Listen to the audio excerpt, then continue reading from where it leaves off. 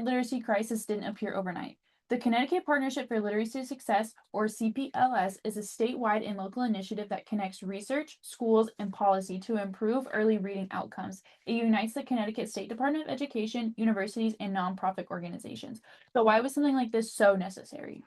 In the early 2010s, Connecticut had one of the largest and worst achievement gaps in this country. This has left so many students in underfunded districts without equal access to literacy resources, causing fundamental reading issues to persist over time.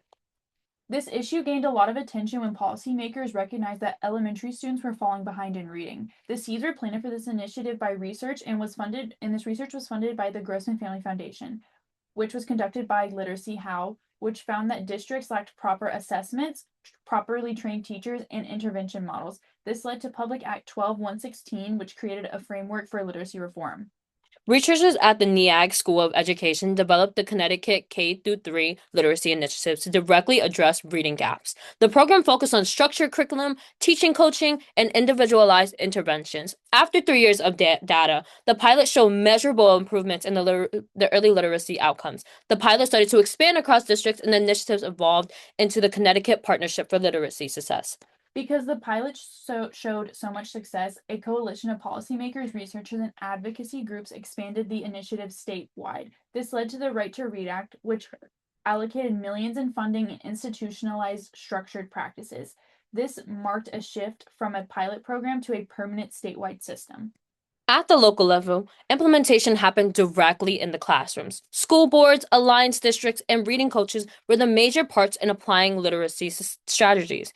This initiative expanded into over 70 schools in 16 towns, where reading coaches, intervention plans, and teacher training were applied. At the state level, coordination and policy decisions are made. The Connecticut General Assembly, along with groups like the Black and Puerto Rican Caucus, advocated for equity and literacy reforms. The state then ensured funding, oversight, and accountability across districts. At the federal level, funding allowed the expansion. The American Rescue Plan Act provided millions to Connecticut schools. These funds supported reading programs, curriculum development, and teacher training, allowing local districts to implement literacy reforms at a large scale.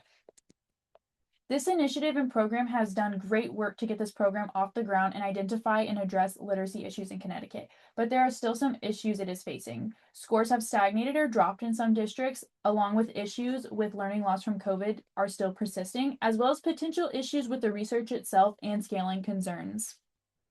The Connecticut Partnership for Literacy Success shows the true importance of collaborating between local, state, and federal levels. While policy and funding created structural changes, they didn't guarantee success on the state level, which this case really showcased that implementation and sustained support determines whether reform efforts succeed.